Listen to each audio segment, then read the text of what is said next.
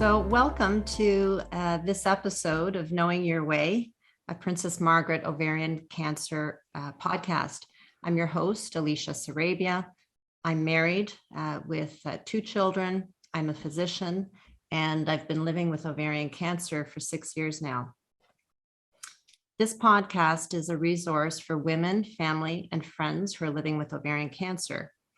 The Princess Margaret Gynecology Oncology team and I want to assure you that you are not alone, whether you are a woman living with ovarian cancer or someone that knows someone living with cancer. It is our hope that we can address some of the more common issues that arise along the journey from the time of diagnosis to well past treatments. This episode, entitled "The Journey Has Begun and You Are Not Alone," will focus on the time surrounding the initial diagnosis. This period usually begins when you find out that you have ovarian cancer, and it will continue until the time you start your treatments.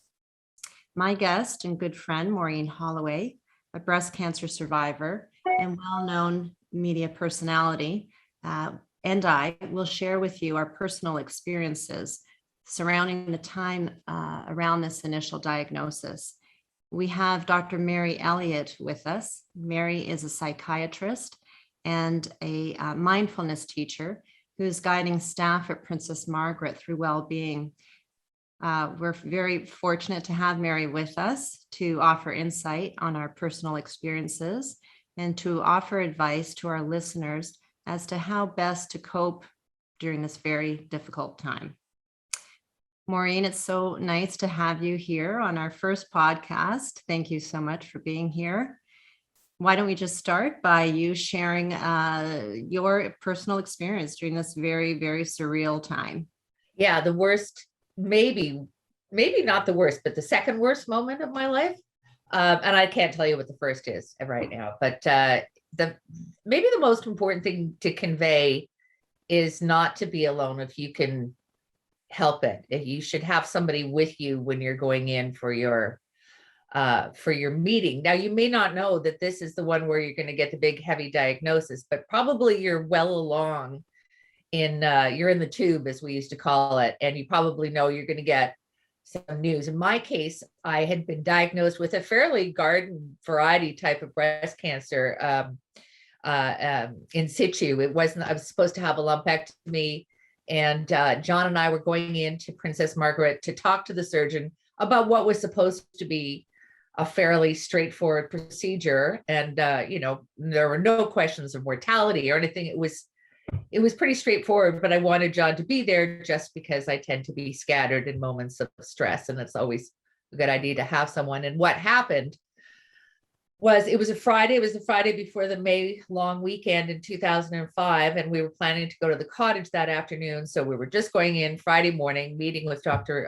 McCready, and we waited 3 hours. And a long wait is not unheard of, but that was extraordinary. And we just thought that they were backed up. We didn't realize that the reason we had waited so long was because they were conferring with other doctors, because it turned out I didn't have ductal carcinoma in situ. I had an extremely rare, mysterious form of cancer. I had a lump in the breast tissue and another lump in the skin that nobody paid much attention to. But the diagnosis, as it was presented to us, was this is probably some form of metastatic disease, and you probably we have to assume that you have a primary cancer elsewhere that is very aggressive.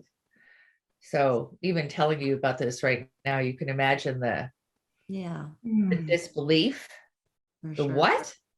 And they were asking, like, how old are your children? What? Yeah. What does this have to do with a lump?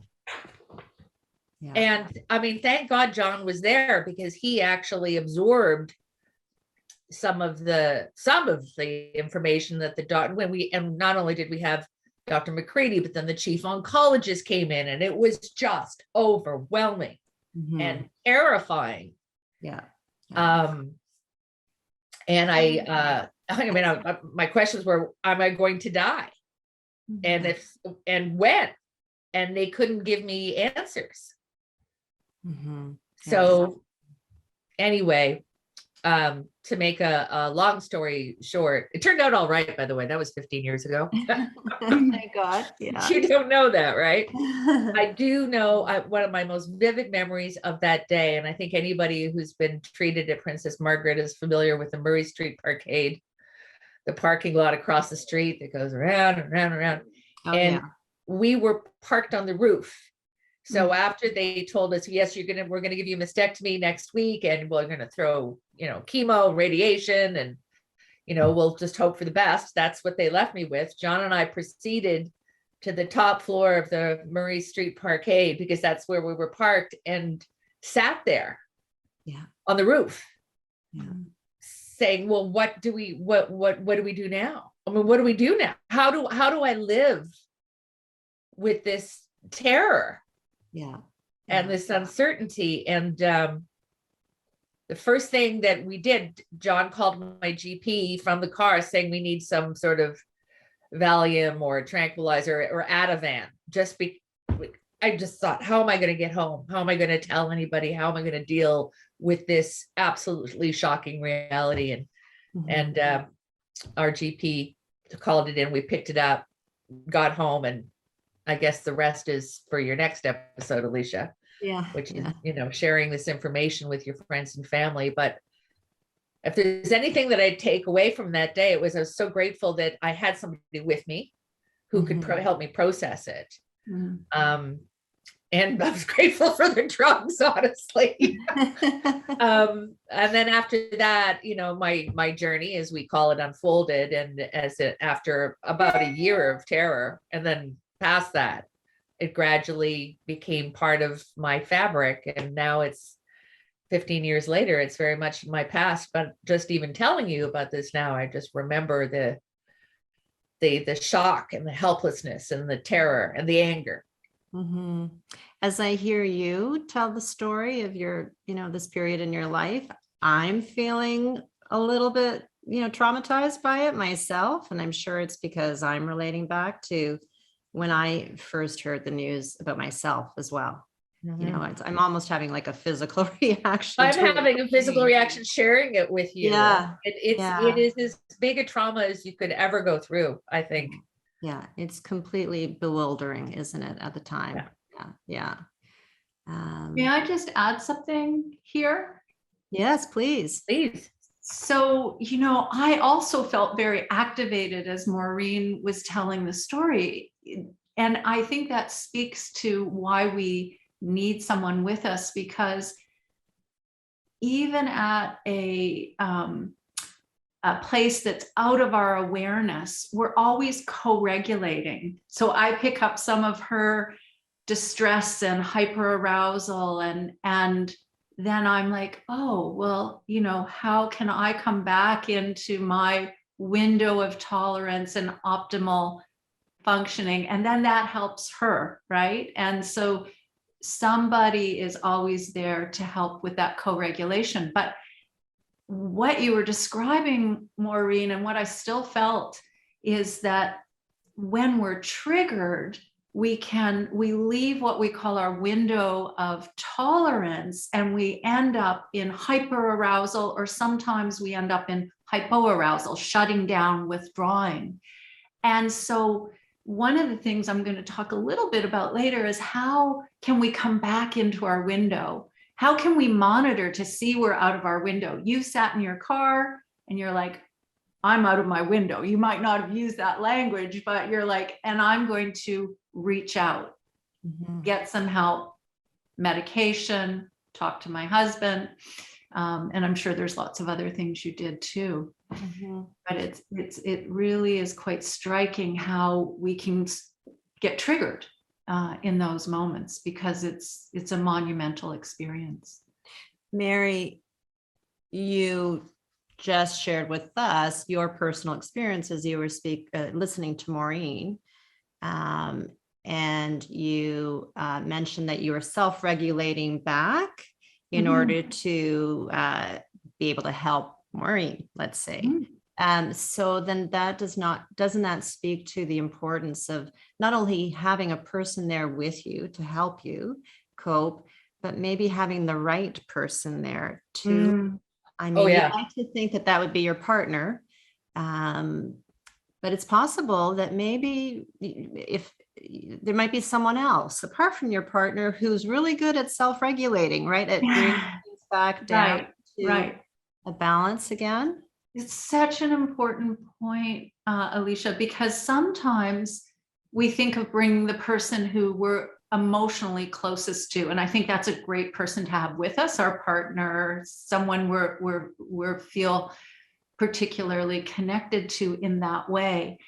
Pre-COVID, often we'd see people come in with a couple of people, their partner, and maybe someone they know who's just really good at taking notes, or who's a little bit removed and is more the type of person who can be a little bit distant and stay regulated. We call it keeping the prefrontal executive functioning part of the brain online, right? Right. When we're feeling a threat, and what Maureen so vividly described is that threat. And when we feel threatened, we go into survival state. And when we're with someone who really loves us and cares about us, they're probably also going into survival state, which means we're operating from the brainstem, right? And that we're triggered and hyper aroused or shutting down until we can come back into regulation. So absolutely having someone there who's able to take notes, who can help us formulate questions in the moment, or even who can say, this is a lot to take in. Can we have a second appointment? Or who do I call to debrief about this with, after? Somebody who can keep that presence of mind, right? Problem solve, reason, logic, reflect back. And then that helps us come back there. We can say, oh yeah, I have those skills too. Yeah. I went to that first appointment at Princess Margaret with my husband, Paul, who's not a physician, and a close friend of mine who is. And she's very steady, this person, and very level-headed. Not to say that she doesn't, feel and express emotions, but she's very calm as well. And there's always humor actually throughout all of this journey for people that are listening, and it helps. So we were being interviewed by a resident of Dr. Bernardini's at the clinic at that initial visit. And the young physician asked me what I did. And I said, yeah, I'm a physician. And then she looked at my friend Carol and she said, well, and what kind of work do you do? And Carol said, I'm a physician too. And then the resident looked at Paul and she said, are you a physician too? And Paul says, no, but I play one on TV. So, we all laughed, including this poor resident who I think was a little bit nervous about these three people in front of her, two of whom were in healthcare. And so it did help. But I think Carol is the person that probably helped maintain a little bit of calm and got the details right for us. Paul was very anxious, of course, as was I. And so it was a nice small team, with people in there, all intent on making this work as best as it could. Yeah. And sometimes people don't have a medical family, right? I always feel like by the point that people are through their treatment, everybody seems a bit like they have a medical degree. They've learned so much along the way, but in that initial meeting, your words, like someone who can remain steady in the midst of this kind of news, this kind of threat, is really helpful to have. And if you happen to show up and you don't have someone like that, I hope our listeners realize that there's nursing staff, there's social workers, the physicians. So if you can find the words to say, I'm really shook up here. What should I be asking? Can you write this down for me? Can you be there for me? I'm here on my own. Or can we call somebody? Sometimes now during COVID, you may only get to have one person with you, but people can WhatsApp, FaceTime, or even do a regular call to have their support network with them. So you can have this virtual support as well. I Okay. wonder if, see, I was lucky. I had John, and even though John doesn't play a doctor on television or anything, he checks all those boxes about being analytical and calm, and he was the absolute right person to be there, even if he wasn't my husband. But I can't help but wonder, does Princess Margaret or any other cancer hospital or any other hospital where someone's going to be delivering challenging news on a regular basis, would they not have some sort of backup system in play? I mean, we had to drive home. Imagine if I had come by TTC or and wandered out into traffic, stunned with the news. I'm in retrospect somewhat surprised that there isn't some sort of system where, when they know they're going to be giving you some challenging news, that a nurse or a social worker or somebody would be available if for some circumstance, for some reason, you're by yourself. Yeah, the nurses are all, well, the physicians, but also the nurses are all trained in, as part of their scope of practice, to provide a certain level of psychosocial support and to ask some practical questions. How are you getting home? Yeah. When we were a little better funded, they sometimes could even offer a taxi chit if somebody was alone. And sometimes they'll still do that, very occasionally. Probably shouldn't be advertising that. Nonetheless, it's something to keep in mind that people can be, I mean, you're in shock.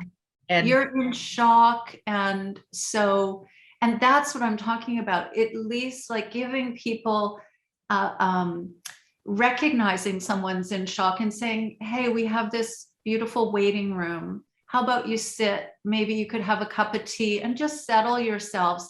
And, you know, in my language of neuropsychology and trauma, a trauma-informed approach, what we're doing there is we're just saying, let's bring your analytical thinking, as you called it, Maureen, back online, right? Like that functioning.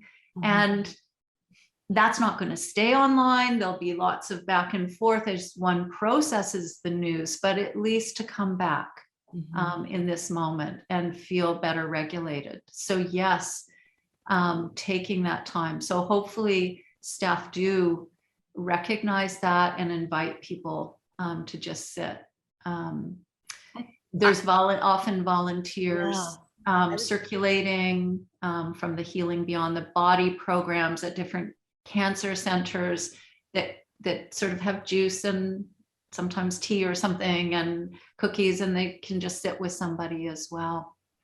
Yeah, I'd like to make reference again to the Healing Your Body program. That is a resource that Princess Margaret has. I'm sorry, did I get the title right, Mary? Healing Beyond the Body. Yeah. Healing Beyond the Body.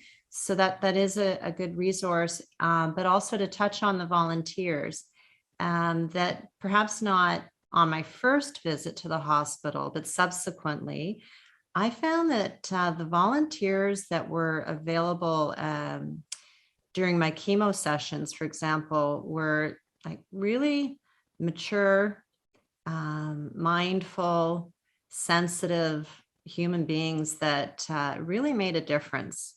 And, you know, I'm right now, as I speak, I'm envisioning their faces, and because I remember the conversations that I had with them. So I haven't thought about them for a while because I haven't seen them in so long because of COVID, right? But I am grateful for the support that they gave me, you know, during those times. Yeah. And thankfully they're back now. Great. Okay. At least for today. Yeah. I'd also like to touch on an interesting finding, right, that I have made over the last several months preparing for this podcast. And having spoken to two of the women that I've met with ovarian cancer, they shared with me that they were actually relieved when they received the diagnosis.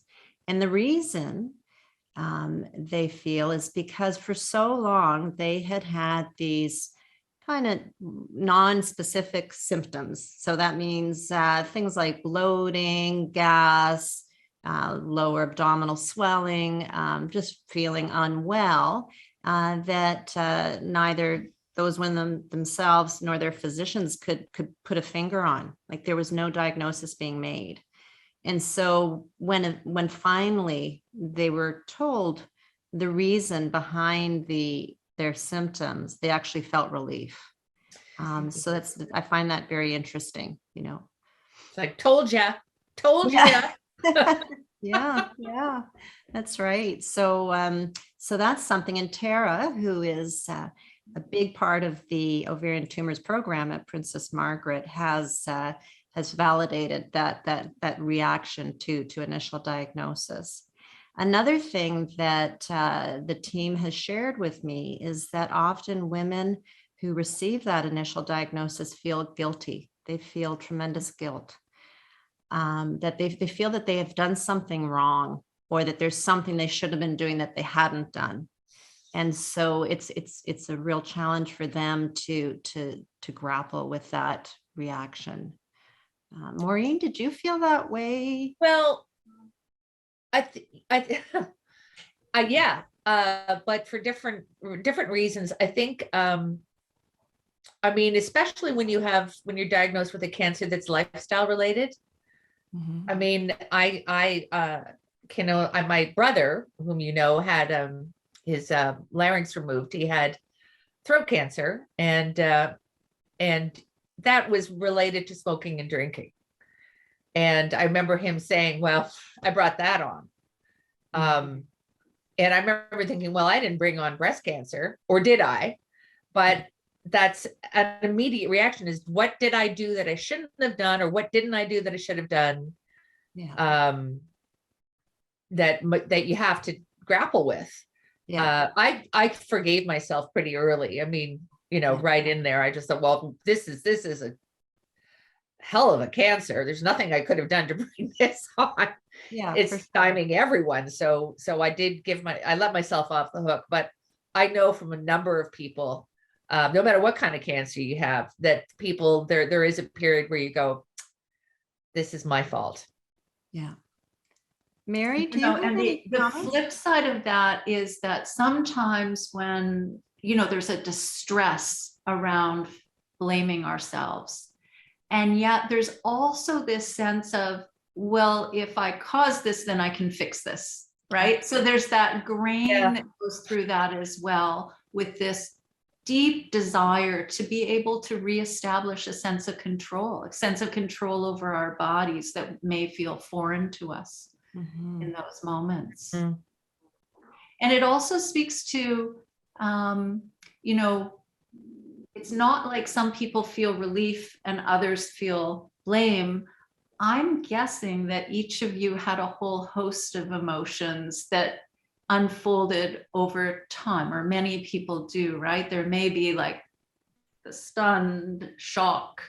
There may be anger, there may be blame, regret, guilt, sadness, and it can be this ever-changing kind of field of emotions. I don't know if that was your experience at all.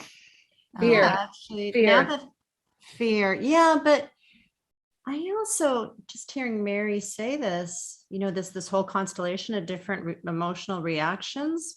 One that you didn't mention also, even early on, maybe some joy and some gratitude and some, believe it or not, for those women and their families and friends that are listening, you will experience that whole gamut of emotions. I think if I'm like most other women, and they're not necessarily all the terribly nasty ones, you know, they're that deep feeling of gratitude that goes so deep, you want to cry, you know, you're so grateful, or it does run the gamut. And hope as well as one of those emotions. Yeah, thank you. Yeah. There are some strange gifts that come with a diagnosis like that. And yeah, I remember thinking at the time, I'll never be afraid of anything again. Like the worst has happened. The worst has happened. I've been given a dire prognosis, and I may not live to see the end of the year. So nothing will ever scare me again. Nothing will ever faze me again. Nothing will ever upset me again. And I'm here to tell you that's not true. Yay, exactly. And that's part of what the point of this podcast is to, especially for the listener that's in early days. Here we are this many years later, and we're speaking about it and speaking about those strange gifts. I love that term, Maureen. It's very appropriate. It sounds really good too. But it's very, very true. And that the word hope is also very important. And I think we need to take that as a take-home message as well. Mary, can you? We've talked about the initial visit and some of the emotions that follow. Can you or Maureen talk about, you get home and there is that period of time between your first trip back home from the hospital, which we all remember, including that nasty Murray Street parkade we all hate, and then the time of your initial treatment, managing those emotions. Well, I can tell you something that happened to me that I think happens to a lot of people. And when you start to share it, and I know you're going to cover this in depth, but I'm more talking about, I had a friend who was, and I lost this friendship over this diagnosis, who was into all sorts of alternative medicine. And I mean, really, really out there. I'm not talking about, holistic remedies. I'm talking about somebody who thinks the entire medical establishment is some sort of cabal.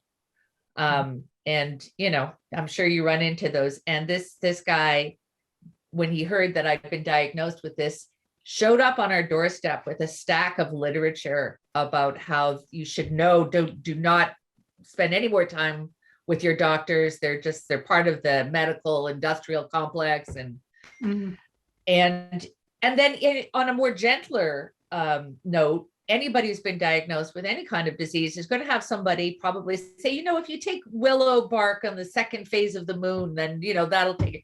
So you're going to have to come to terms with the fact that there will be people outside of the medical profession, even outside of your own, who love you and mean well, but are going to perhaps confuse the issue when they hear about your diagnosis. So I had that happen to me. It was very upsetting. It was the last thing you needed to hear. What you need to hear is trust in your doctors, hope for the best, do everything that they tell you, educate yourself. But you need to be able to put on some blinders when some people are involved. Yeah, I agree. I mean, if it's not going to help you, then put on the blinders and just move them aside, at least for a while, if not forever in your case, but it's not going to help you and it's not going to help your family. So I think no one should feel badly about doing that. Yeah. There's so many elements to receiving a new diagnosis that create stress, and sometimes it can become distress if it goes on for a long time, or even into sort of an adjustment disorder or a mental health issue. But initially, it's normal to have a whole host of reactions. And so one of the things that it makes me think about is that I was mentioning to you the little acronym NUTS, like when we are threatened or have a stress, it's the novelty, like something that's new that we're not prepared for, the unpredictability, the uncertainty that goes along with it, the threat to our very sense of self and self-efficacy, and the sense of control. And I think that when it comes to, people, maybe many of our friends or family members just deeply wanting us to feel better and they want to fix it for us. And so they offer tree bark and all these other things, I think a place where we can reestablish a sense of control once we get our feet on the ground is to say, I've reflected, and what I need right now is for you to be behind me in working with my medical team. I don't need to hear about these theories. If it was that easy, don't you think I would have done it, sort of thing, right? Duh,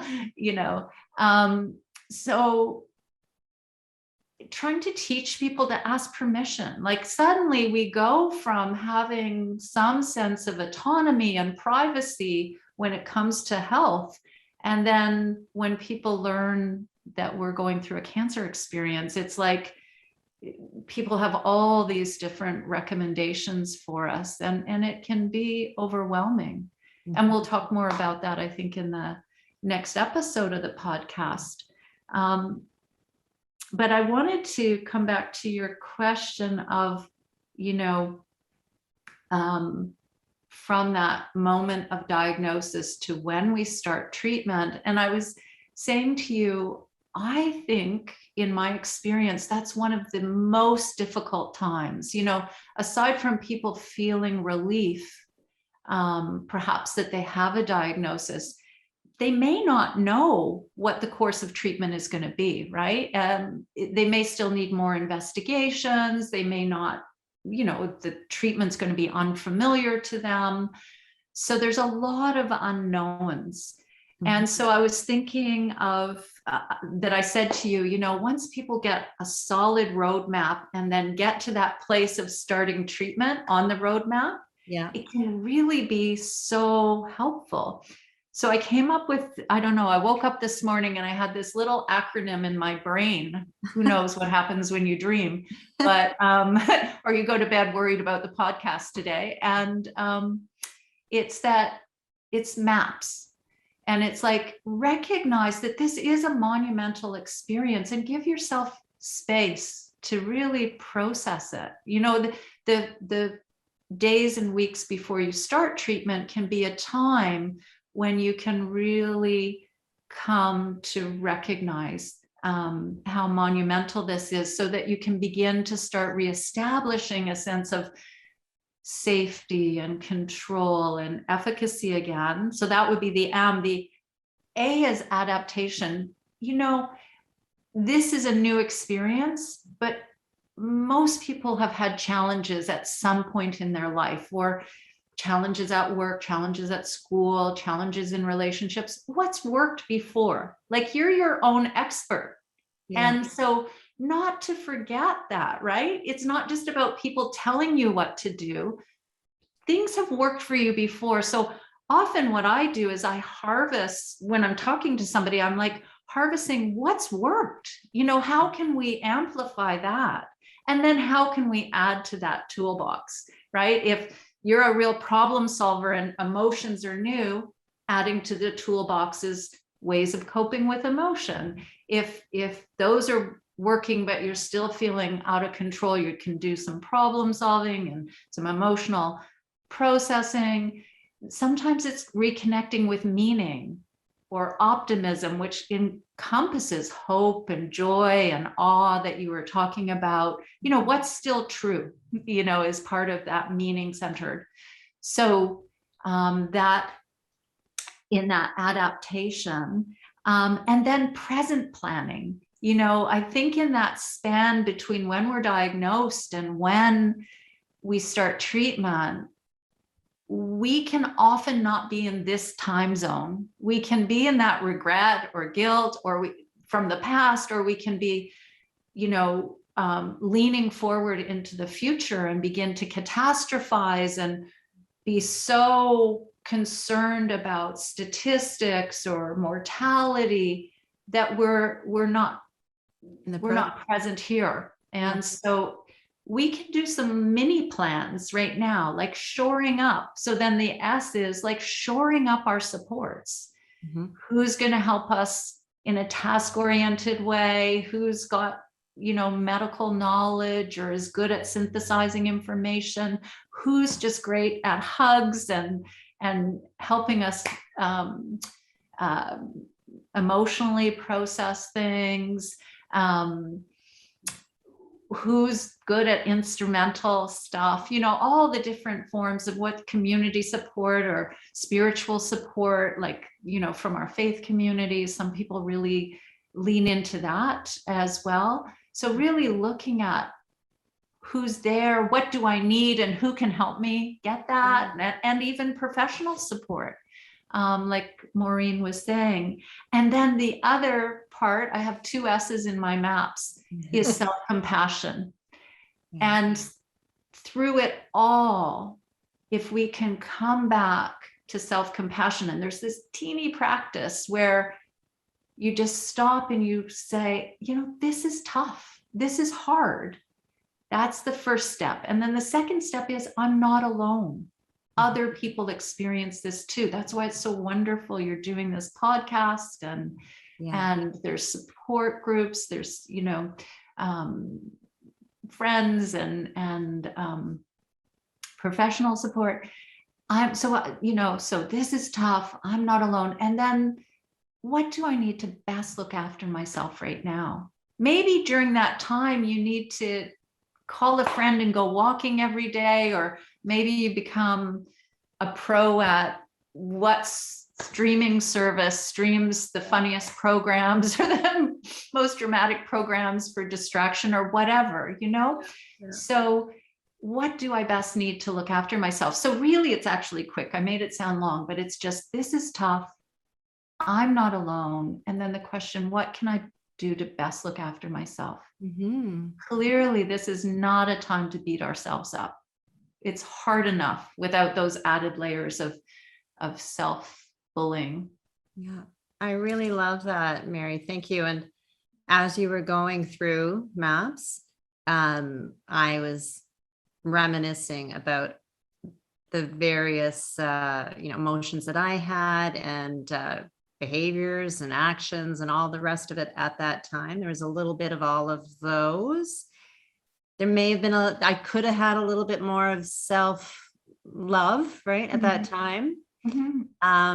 It's possible I could have been a little more present. It's okay. I'm not saying that that we all have to get it right all the time, but it'd be just such a nice reminder, I think, for listeners to go through what you've just talked about.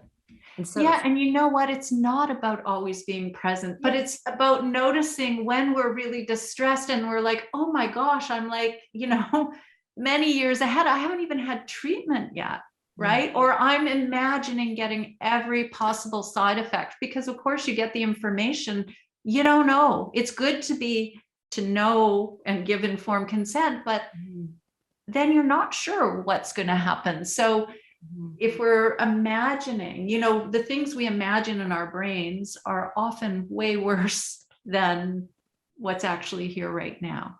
And what's here right now may be really challenging. I don't want to minimize that or dismiss that at all, but it's something we can do something about. If we have side effects or symptoms, be they emotional or physical symptoms, we can reach out and get the proper help for that. I would add that you stay off the internet. Yeah, good point. Even if you are a physician, and I certainly was not, and I went home and I Googled metaplastic carcinoma, which was the diagnosis I had been given. And it's now been changed to triple negative, and it was terrifying. It was like, 2% survival rate. And because I didn't know what I was doing. But I would think even if you did know what you were doing, even if you were a doctor, you're kind of like, you're pulling up studies that are medical studies that are being done, that were done, that may no longer be relevant. There's so much stuff available even to the layperson, let alone a medical professional. And you're in no state to absorb it or understand where your place is in all this. Stay off the internet, especially in that period between diagnosis and treatment. If I can get anything across through this podcast, it was the worst thing that I could have done. The worst thing. So, because we also gravitate to the worst case scenarios. It's just the way our brains are, right? We have this negativity bias. So we hone in on the negative, and that can be really dangerous, because we really do need to rely on the most up-to-date information. This is such a good point, Maureen. Yeah, thank you. Yeah. Listen, we've been talking for a while, and I feel like I'd love to talk another hour, but we've agreed that we'd make these podcasts about 30, 40 minutes in duration. I'm sure we've gone over. But I'd love to just to maybe stop it here because we've covered some really great points, from ensuring that you've got the right people with you at the right times, for recognizing that there's a whole range of emotions that you will be feeling at this time, and that's perfectly normal. They'll range from guilt to anger to sadness to feelings of hope and even joy, believe it or not. And then maybe going through this MAPS kind of system may help you get through this really tough time as well. I'd like to thank both Maureen and Mary for joining me today on this first podcast. I feel like it went really well, and I feel that it will be very helpful to many women who are going through this very tough period in their lives. So a couple of other resources, though, that I found helpful. The ovarian tumors program website at Princess Margaret is very good, full of good information.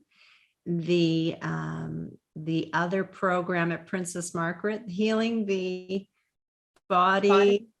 Healing Beyond the Body. Healing Beyond the Body. Your nurses and the rest of the team at Princess Margaret or your cancer clinic.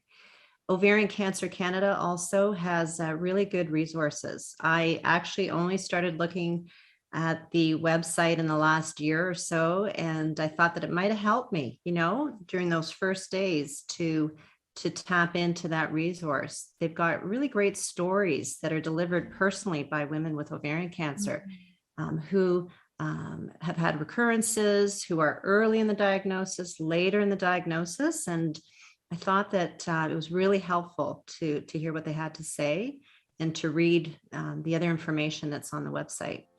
So with that, I'd like to thank you once again, and I guess bring this particular episode to a close. Well, thank you for having me. Good luck with the rest of the podcast. There's so much to cover. Great, thanks. Thank you so much for organizing this and providing this kind of support to people. And just a plug to also remember there are psychosocial programs at all the cancer hospitals, and there's primary care physicians, family doctors, nurses there for you as well. Thanks. Okay, take care, guys. Bye-bye.